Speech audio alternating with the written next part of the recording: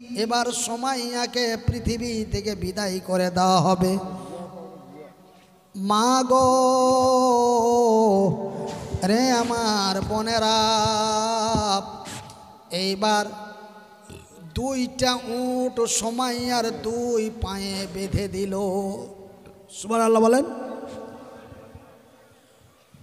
সুমাইয়ার দুইটা উট দুই পায়ে বেঁধে দিল, দিয়ে বলল, সুমাইয়া এখনো সময় আছে বল, এখনো সময় আছে বল, এখনো সময় আছে বল।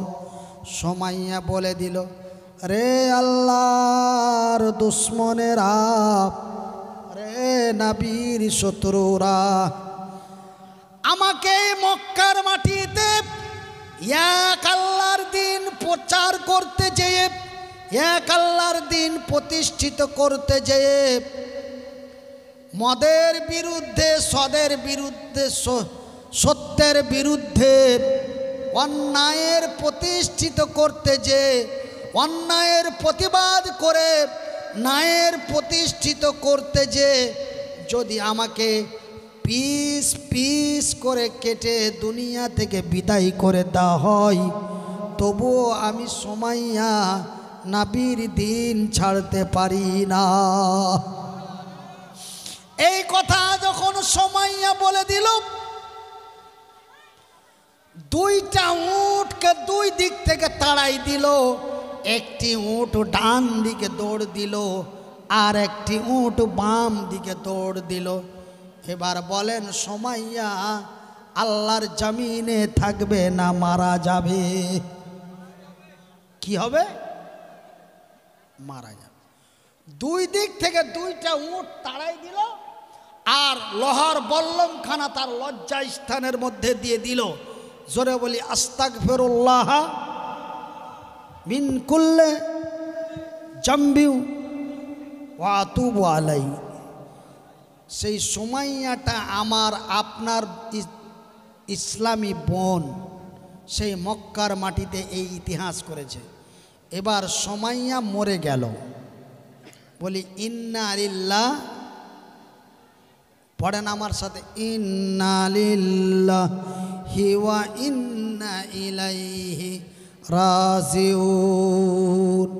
সুমাইয়া আর আল্লাহর জমিনে নাই, সুমাইয়াকে এমনি করে শহীদ করে দেওয়া হলো। জোরে বলি সুবহানাল্লাহ।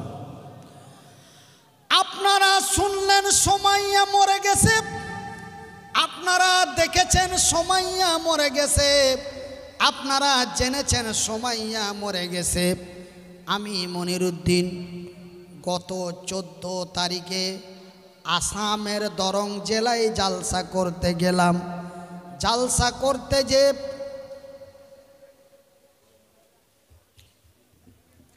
আমার আধার কার্ড, আমার ভোটার কার্ড, আমার ইন্ডিয়ান আইডি জমা নেওয়া হলো। এবার আমি এখানে বক্তব্য দিতে দিতে আজকে আপনাদের কোচবিহার মেথিলিগঞ্জ থানা সংলগ্ন এই মাহফিলে বক্তব্য দিচ্ছি। বক্তব্য দিতে দিতে দিতে দিতে আমার কথা শুনে কাউকে ভালো লাগলো, আমার কথা শুনে কারোর মেজাজ খারাপ হলো। আমি মেথিলিগঞ্জ থেকে যেতে যেতে আমাকে রাস্তায় ধরে মেরে দেওয়া হলো।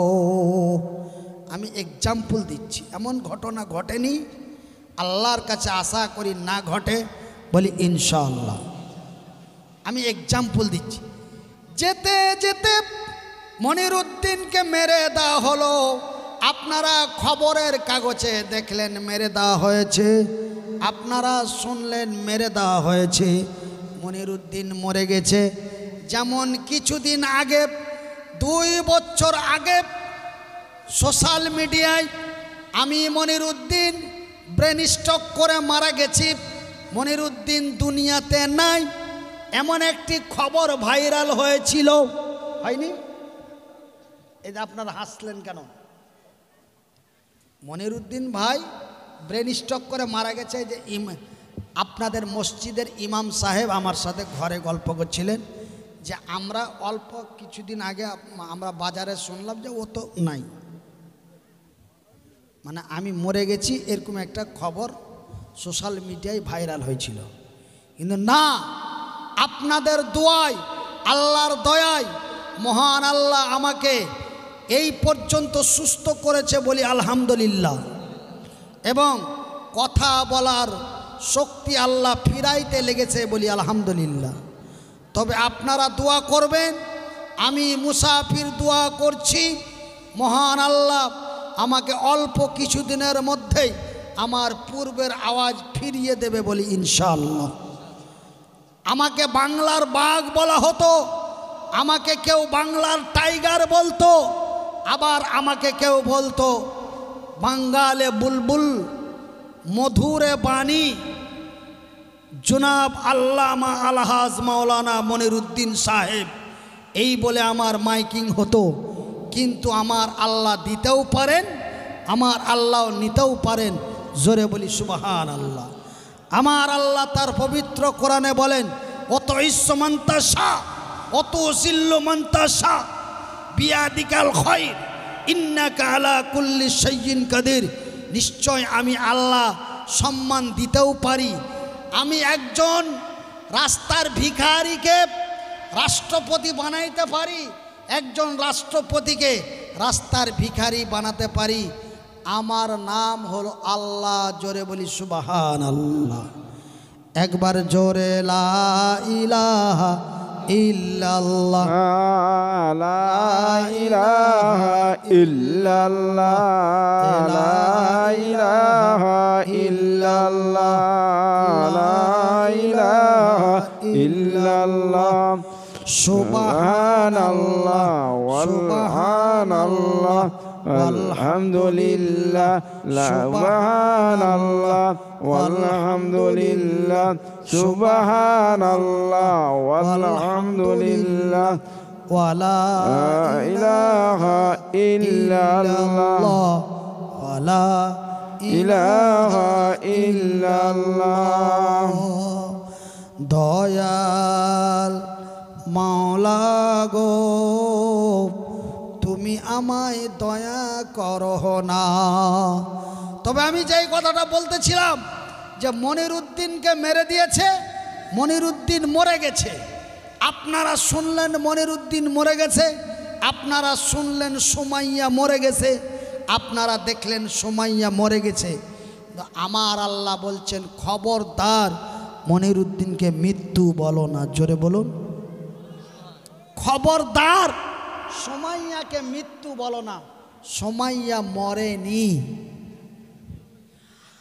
আল্লাহর পথে যারা জীবনকে মেরে দেয় তারা তো কোনো দিন মরে না, তারা তো কোনো দিন মরে না।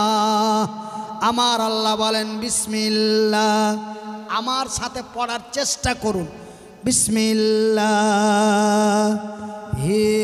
রহমানির রহিম। ওয়ালা তাকুলু লিমান ইউকতালু ফি সাবিলিল্লাহ,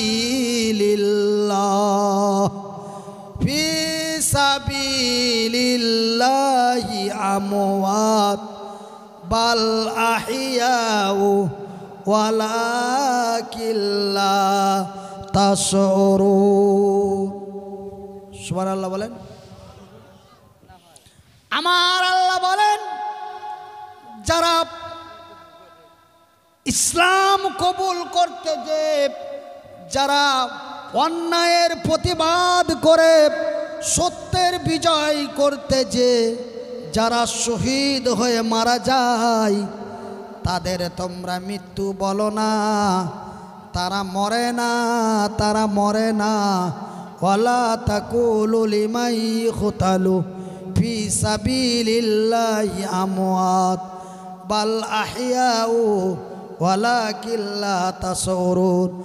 তোমরা যাদের শুনেছো মরে গেছে, তোমরা যাদের দেখেছো মরে গেছে, ওরা তোমাদের নিকটে মৃত্যু, কিন্তু আমার নিকটে জিন্দা।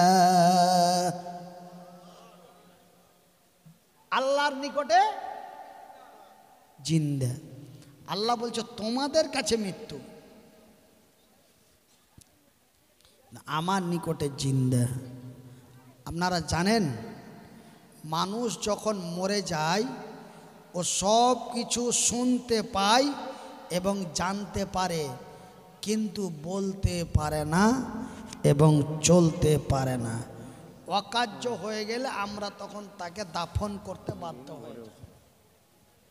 কথা ঠিক কিনা কন?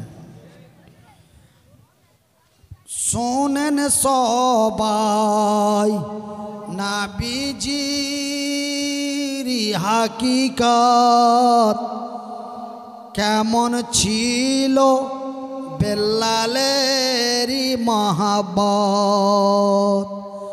মধুর সুরে বেল্লালে আসান পুকারে, কেন্দে কেন্দে নবীজি ইকে বিচারে। কেন্দো না বেল্লাল তুমি কেন্দো না, এ দুনিয়ায় আমার দেখা পাইবা না।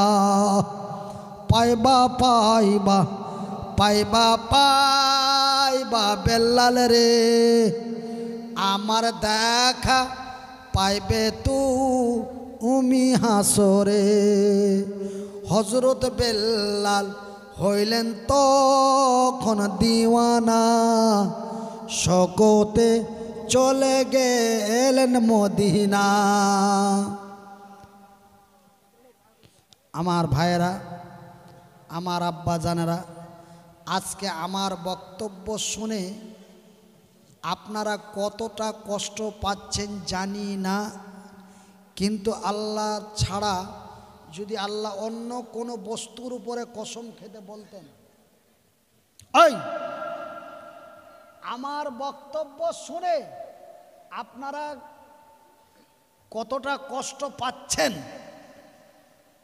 আমি আপনাদের চাইতে 70 গুণ বেশি কষ্ট পাচ্ছি যে আমি বক্তব্য আপনারাকে আগের মতো শোনাইতে না পারার কারণে। আল্লাহর কসম করে বলছি, আল্লাহ ব্যতীত আপনারাকে একটা কথা বলে যায়, আমি মুসলমান, আপনারাও মুসলমান, আপনারা আমার ভাই, আমি আপনাদের ভাই, একটা সতর্ক বার্তা দিয়ে যাই। আল্লাহ ছাড়া, আল্লাহ ব্যতীত অন্য কোনো বস্তুর উপরে কসম খাওয়া নাজায়েজ এবং হারাম। আমরা অনেকেই বলি দানা ছুঁয়ে বলছি, কেউ বলি কোরআনের কসম। কোরআন কি তোমার বাবার? কোরআনের মালিক কে? আরো জোরে বলি, কোরআনের মালিক কে? আমার আল্লাহ। আমার আল্লাহ জাইতুনের কসম খেয়েছেন। আমার আল্লাহ যেটা সৃষ্টি করেছেন তিনিই তার উপরে কসম খেতে পারেন, কিন্তু আমার আল্লাহ এবং আমার রাসূল বারবার করে নিষেধ করে দিয়েছেন, তোমরা আল্লাহ ব্যতীত অন্য কোনো বস্তুর উপরে কসম খেয়েও না। জোরে বলি সুবহানাল্লাহ। তাই আমি মনিরউদ্দিন আল্লাহর কসম করে বলছি, আমার বক্তব্য শুনে আপনারা যতটা কষ্ট দুঃখ পাচ্ছেন, আমি মনিরউদ্দিন কণ্ঠ সুরে বক্তব্য না দিতে পারার কারণে তার ডবলেরও বেশি কষ্ট পাচ্ছি। কসম আল্লাহর, কসম আমার সৃষ্টিকর্তার। কিন্তু করব কি ভাই, 2022 সালের 28শে নভেম্বর আমি বাংলাদেশ থেকে জলসা করে বাড়ি আসলাম। বাংলাদেশ থেকে জালসা করে ইন্ডিয়ায় আসলাম। ইন্ডিয়ায় জালসা করলাম দক্ষিণ 24 পরগনা। দক্ষিণ 24 পরগনায় জালসা করে যাচ্ছিলাম পশ্চিম মেদিনীপুর। পশ্চিম মেদিনীপুর যেতে যেতে রাস্তার মাঝে আমার ব্রেন স্ট্রোক। আমি অজ্ঞান অবস্থায়, অক্ষায়িত অজ্ঞান অবস্থায় আমাকে কলকাতা পিজিতে নিয়ে যাওয়া হলো। পিজিতে নিয়ে আমাকে অ্যাডমিশন করা হলো। আমাদের মাননীয় মুখ্যমন্ত্রী শ্রী মমতা বন্দ্যোপাধ্যায়ের ভাইপো শেখ অভিজিৎ বন্দ্যোপাধ্যায়, শ্রী অভিযোগ বন্দ্যোপাধ্যায় পিজি হাসপাতালে ফোন করে বললেন মালটার চিকিৎসা যেন ভালো হয়, লোকটার চিকিৎসা যেন ভালো হয়। আমাদের মালদা ডিস্ট্রিক্টের হরিশ্চন্দ্রপুর থানার মাইনরিটি মন্ত্রী মোহাম্মদ তজিমুল হক সাহেব, তিনি মন্ত্রী ভবন থেকে আমাকে বারবার করে পিজিতে সাক্ষাৎ করতে গেলেন। আর যখনই দেখা করতে যান প্রতিটা ডাক্তারের সাথে সাক্ষাৎ করে বলে এই লোকটা দেখতে ছোট, লোকটার হাত নাই, লোকটার পা নাই, কিন্তু এই লোকটার মাথার উপর দিয়ে 112 জন প্রতিদিন 3 টাইম খায়। তার মানে আমার ইতিহাস মাননীয় মন্ত্রী খুলে বললেন ডাক্তারদের কাছে যে মনিরুদ্দিন বাবু জালসা করে যত হাদিয়া নজরানা পায়, ছোট্ট ছোট্ট এতিম বাচ্চাকে লালন পালন করে, তাদেরকে কোরআনের শিক্ষা দেয়। সেহেতু এই লোকটার যদি কোনো ঘটনা ঘটে যায় তবে অনেকগুলো বাচ্চা শিক্ষা থেকে মাহরুম হয়ে যাবে এবং অনেকগুলো বাচ্চা বাবা হারায়াতি, মনিরুদ্দিনকে বাবা বলে বাবা পেয়েছে, আবার অনেক বাচ্চা অসহায় হয়ে যাবে। সেহেতু লোকটার যেন চিকিৎসা ভালো হয়। যাই বা হোক, আপনাদের দোয়ায় আল্লাহর দয়ায় ডাক্তারেরা একটার পর একটা চিকিৎসা চালাতে আমাকে 41টি স্যালেঞ্জ এবং 93টি ইঞ্জেকশন দেওয়ার পরে 14 দিন পরে আমার জ্ঞান ফিরেছে। আমি 14 দিন অজ্ঞান অবস্থায় আমি কলকাতা পিজি হাসপাতালের বেডে শুয়েছিলাম। মৃত্যু বলে ঘোষণা হয়েছিল। এই জন্য মানুষ অনেকেই জানে মনিরুদ্দিন ভাই মরে গেছে, কিন্তু না, এই কোচবিহার জেলার মানুষ, জলপাইগুড়ি জেলার মানুষ, উত্তরবঙ্গ দক্ষিণবঙ্গের মানুষ মনিরুদ্দিনের পাগল, মনিরুদ্দিনকে ভালোবাসে। মনিরুদ্দিনের জন্য মসজিদে জামাত হয়ে 2 হাত তুলে মাবুদের দরবারে দোয়া করেছে, আল্লাহ লোকটাকে সুস্থ করো, আল্লাহ তার হায়াত কামনা করি, আল্লাহ তার সুস্থতা কামনা করি। আপনাদের দোয়ায় আল্লাহর দয়ায় আল্লাহ আমাকে মিডিল রাস্তা থেকে 14 দিন অজ্ঞান অবস্থায় রাখার পরে মহান আল্লাহ আমাকে মিডিল রাস্তা থেকে আজরাইলকে বলেছে মনিরুদ্দিনকে ফিরিয়ে দে। মনিরুদ্দিনকে আমি এখনও মারব না, মনিরুদ্দিনকে আরও কিছুদিন রাখব, এই বলে আমাকে অর্ধেক মৃত্যুর পরে মহান আল্লাহ আমাকে ফিরিয়ে দিয়েছে, বলি আলহামদুলিল্লাহ। কিন্তু ভাইজান, কিন্তু আমার এখান থেকে এদিকটা মেরে দিয়েছে।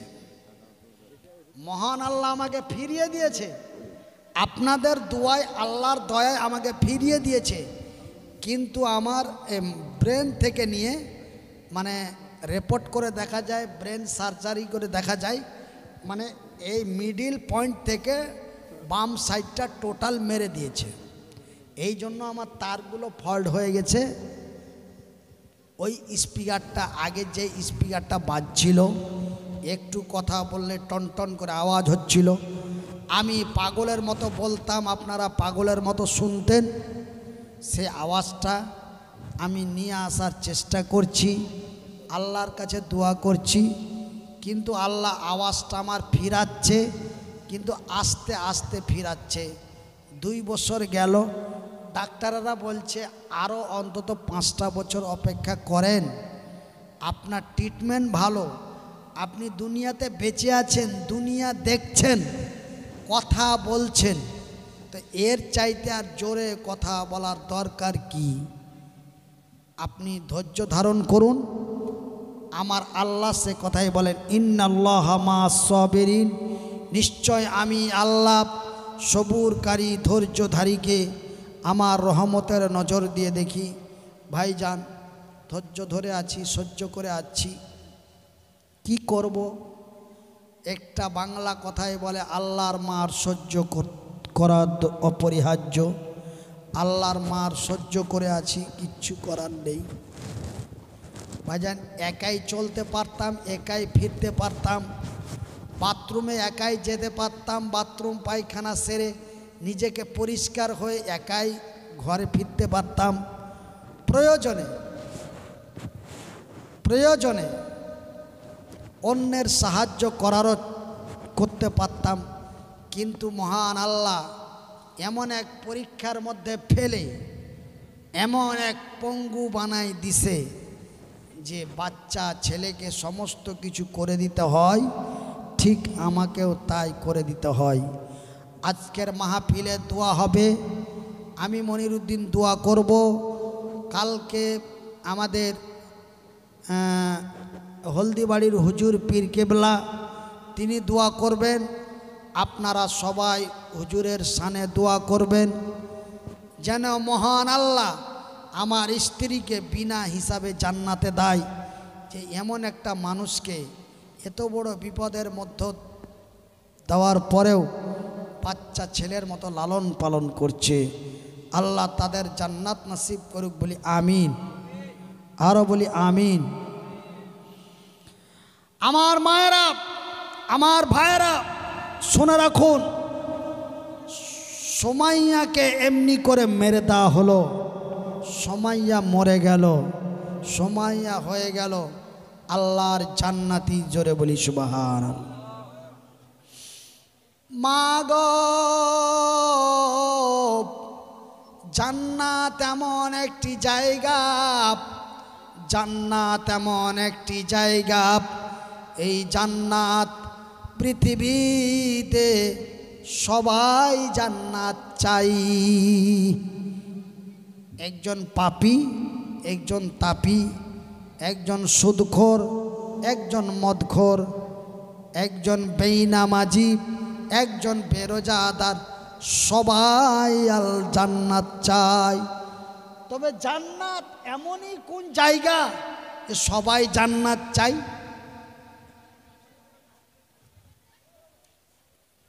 দেখেন, তাদের মধ্যে জান্নাতের কত লোভ ছিল।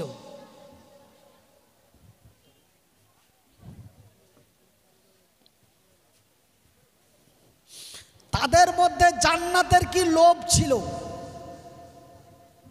আপনারা তো একজন যুবতী নারীর কথা শুনলেন, এ জান্নাতের লোভে পড়ে, নবীর ভালোবাসায় পড়ে নিজেকে শহীদ করে দিল।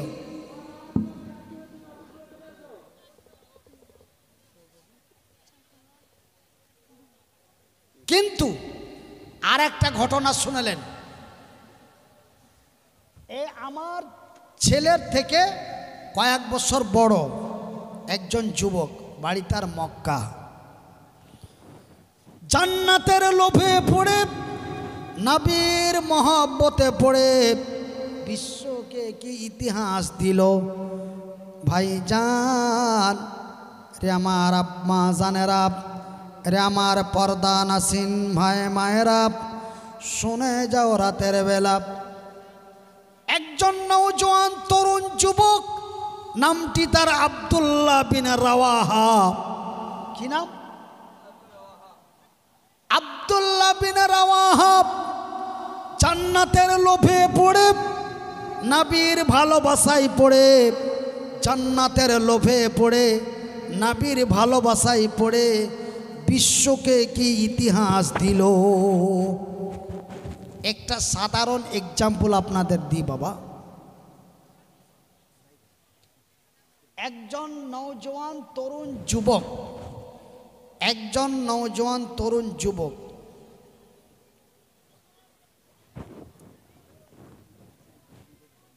আমি আমার কথাটাই বলি আপনারাকে, মানে কথাটা বুঝিয়ে তোলার জন্য আমি আমার উপর দেব।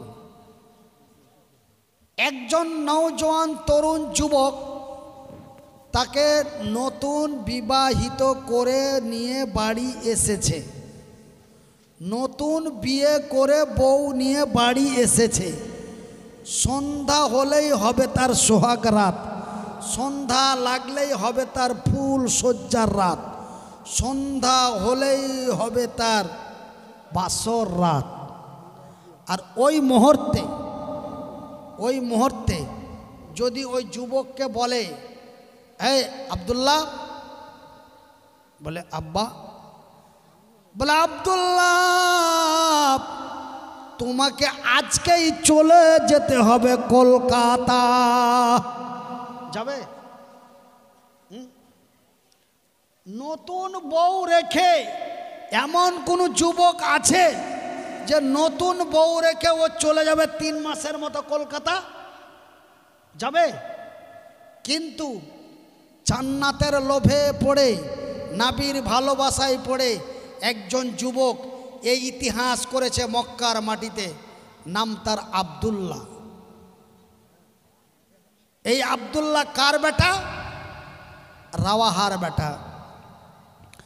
আব্দুল্লাহ বিন রাওয়াহা নতুন বিয়ে করে বউ নিয়ে বাড়ি এসেছে, সন্ধ্যা হলেই হবে তার সোহাগ রাত, সন্ধ্যা লাগলেই হবে তার ফুল সজ্জার রাত। এই মুহূর্তে বউ নিয়ে বাড়ি এসেছে, আর অল্প কিছুক্ষণের মধ্যেই আল্লাহর নবী ডাক দিচ্ছে। আব্দুল্লাহর বাড়িতে যে আল্লাহর রসুল দয়ার হাবিব আওয়াজ দিচ্ছে, আব্দুল্লাহ, ওগো আব্দুল্লাহ বাড়িতে আছো? আব্দুল্লাহ বলে,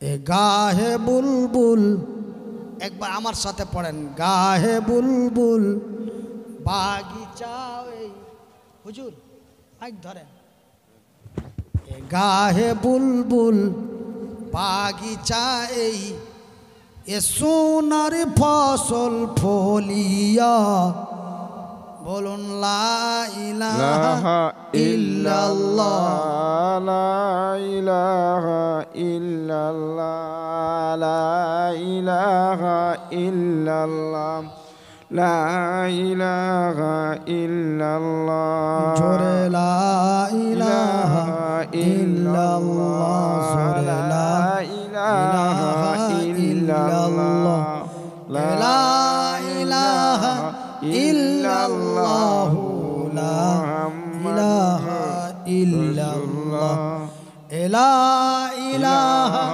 ইল্লাল্লাহ, লা ইলাহা ইল্লাল্লাহ, সুবহানাল্লাহ ওয়ালহামদুলিল্লাহ, সুবহানাল্লাহ ওয়ালহামদুলিল্লাহ, ওয়ালা ইলাহা ইল্লাল্লাহ।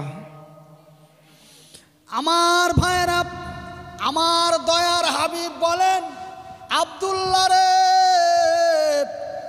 বাড়িতে আছো? আব্দুল্লাহ বলে, লাব্বাইক ইয়া রাসূলুল্লাহ, আমি উপস্থিত আছি।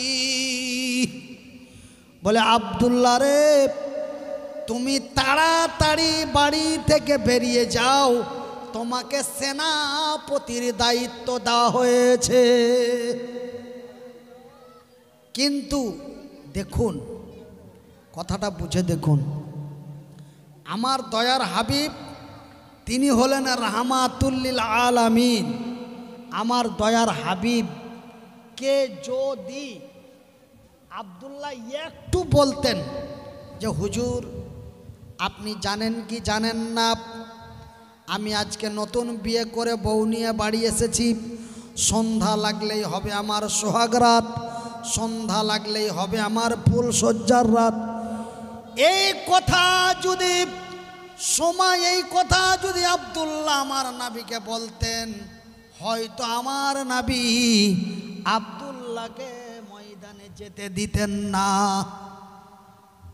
কিন্তু দেখুন, আব্দুল্লাহ এক আল্লাহর সৈনিক, জান্নাতের লোভে পড়ে, নবীর প্রেমে পড়ে, যখনই আমার রাসূল বলেছেন, যখনই আমার নবী বলেছেন, আব্দুল্লাহ রে তোমাকে সেনাপতির দায়িত্ব দেওয়া হয়েছে, তোমাকে কমান্ডারের দায়িত্ব দেওয়া হয়েছে। আব্দুল্লাহ আল্লাহর নবীর কথা শোনা মাত্রই সঙ্গে সঙ্গে হাতে ব্যাগ নিয়ে, হাতে তরোয়াল নিয়ে, ঢাল নিয়ে লব্বাইক ইয়া রাসূলুল্লাহ বলে, লব্বাইক ইয়া রাসূলুল্লাহ বলে বাড়ি থেকে বেরিয়ে যাচ্ছে। এমন কি বিবিকে বলেও যাচ্ছে না, মানে আল্লাহর নবীর ডাকে সাড়া দিয়ে দৌড় দিয়ে চলে যাচ্ছে যুদ্ধের ময়দানে। বিবি তার সুন্দরী বিবি তাকে পিছন থেকে ডাক দিচ্ছে, ওগো আব্দুল্লাহ, তুমি আমাকে দেখো নাই, আমি তোমারে দেখি নাই। স্বামী গো, বিদায়কালে যাওয়ার সময় একটু দেখা করা যাবে না? আব্দুল্লাহ উত্তরের জবাব দিয়ে বলে, বিবিরে, আমি তোমার সাথে দেখা করতে পারি না। বলে কেন গো? বলে বিবিরে, তোমার সাথে দেখা করতে যেয়ে যদি তোমার সাথে দেখা করতে যে যদি তোমার সুন্দরী রমণী চেহারাখানা দেখে যদি আমার মহব্বতে এসে যায়, যদি আমার ভালোবাসা এসে যায়, আমি যদি তোমাকে ছেড়ে না যেতে পারি, তবে আমার নবী না জানি কতই দুঃখ পাইবে। বিবিরে, আমি তোমার সাথে দেখা করতে পারি না।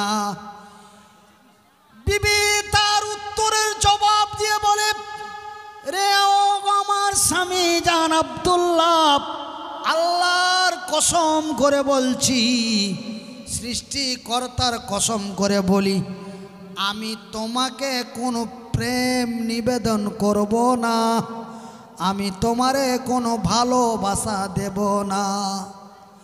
স্বামী গো, তুমি আমাকে দেখো নাই, আমি তোমাকে দেখি নাই। স্বামী গো, আমি একটু তোমার চেহারাখানা দেখতে চাই, যেন কাল কিয়ামতের দিন হাসরের ময়দানে তোমাকে দেখে আমি চিনতে পারি এটা আমার সোহাগ রাত্রের স্বামী আব্দুল্লাহ। আচ্ছা, আপনারা কি মানে আমি যে কথাগুলো বলছি তো মনে হচ্ছে যে আপনারা বুঝতে পারছেন না, এরকম আমার একবার করে নেটওয়ার্কে ধরছে যে হয়তো আমার আওয়াজ ঠিকঠাক হচ্ছে না, আমার কথা হয়তো আপনারা বুঝতে পারছেন না, বুঝতে পারছেন না? বলি আলহামদুলিল্লাহ। গভীর রাতের জন্য কেউ কেউ চলে যাচ্ছে, দুদিন তো আগামীকাল তো হবে, এই জন্য। আচ্ছা আচ্ছা আচ্ছা আচ্ছা আচ্ছা আচ্ছা, আলহামদুলিল্লাহ।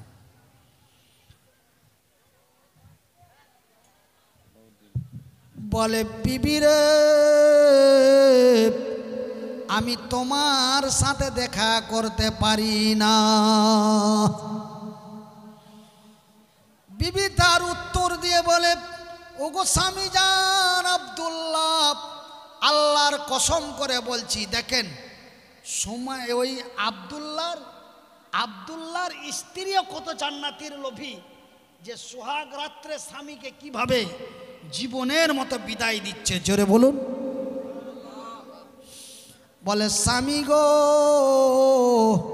আল্লাহর কসম করে বলি, সৃষ্টিকর্তার কসম করে বলি, আমি তোমাকে কোনো প্রেম নিবেদন করব না, আমি তোমারে কোনো ভালোবাসা দেব না, আমি তোমাকে মুচকি হাসি দেব না, আমি শুধু তোমার একটু চেহারাখানা দেখতে চাই, যেন কাল কিয়ামতের দিন হাসরের ময়দানে তোমারে দেখে চিনতে পারি এটা আমার সোহাগ রাত্রের স্বামী আব্দুল্লাহ।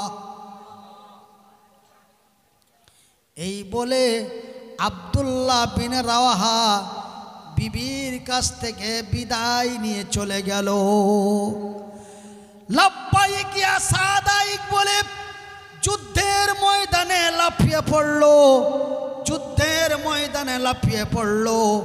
অন্যায়ের বিরুদ্ধে মারামারি করতে করতে করতে করতে, মদের বিরুদ্ধে, সুদের বিরুদ্ধে, নির্যাতনের বিরুদ্ধে, অন্যায়কে চাপা দিয়ে ন্যায়ের প্রতিষ্ঠিত করতে যে আব্দুল্লাহ বিন রাওয়াহা মওতার প্রান্তে যুদ্ধের ময়দানে শহীদ হয়ে গেল।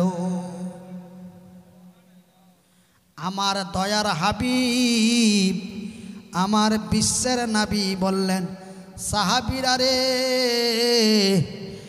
আমার আব্দুল্লাহ আল্লাহর দোস্ত, আমার আব্দুল্লাহ আল্লাহর দোস্ত, আমার আব্দুল্লাহর জান্নাতে ফার্স্ট ক্লাসের রুম বুকিং হয়ে গেছে। আর একটু জোরে বলুন।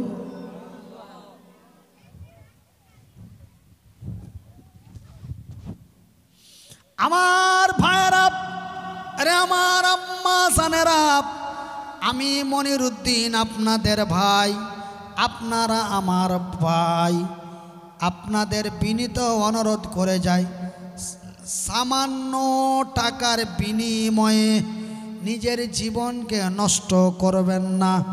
আমার মায়ের, আমার বোনেরা, আপনারা হলেন আমার মা, আমি আপনাদের সন্তান। মায়ের পায়ের নিচে সন্তানের জান্নাত। সেহেতু মা গো, মহান আল্লাহ রূপ দিয়েছে, রূপ চর্চা করো না। যৌবন দিয়েছে, অপচয় নষ্ট করো না। কেন মারে, তোমরা হলে আল্লাহর জান্নাতি, তোমরা হলে আল্লাহর জান্নাতি। মহান আল্লাহ তোমাদের মায়ের সম্মান দিয়েছে, মহান আল্লাহ তোমাদের মা রূপে তৈরি করেছে। সেহেতু সুমাইয়ার ঘটনাটি শুনে দেখো। সুমাইয়া জান্নাতের লোভে পড়ে, নবীর ভালোবাসায় পড়ে কিভাবে নিজের জীবনকে শহীদ করে দিল। এমনি করে আব্দুল্লাহ বিন রাওয়াহা জান্নাতের লোভে পড়ে, নবীর ভালোবাসায় পড়ে আর বল্লম নিয়েছে। বল্লমটাকে আগুনে, ভাই আমি মালদার মানুষ, আমার ভাষা আপনারা বুঝতে পারছেন তো? আমি মালদা ডিস্ট্রিক্টের মানুষ। আপনাদের যেমন একটা আঞ্চলিক ভাষা আছে, আমাদেরও একটা আঞ্চলিক ভাষা আছে। তবে আমি বাংলা ভাষা বলার চেষ্টা করছি বা বলছি। বলতে যেয়ে যদি এক একটা আমার আঞ্চলিক ভাষা চলে আসে, সেটা আপনারা একটু মানিয়ে নেবেন তো? আমার ভাইরা, এইবার কি করলো, দুইটি উট নিয়ে আসা হলো। লোহার বল্লম খানাকে আগুনে গরম করার পরে দুইটি উঁচা, তাজা, মোটা, টাটকা দুইটা উট নিয়ে আসা হলো। একদম তরুণ, তাজা, টাটকা দুটো উট নিয়ে আসা হলো। কি নিয়ে আসা হলো বাবা? দুইটা উট নিয়ে আসা হলো। দুইটা উট নিয়ে এসে এবার সুমাইয়ার জীবনের শেষ শাস্তি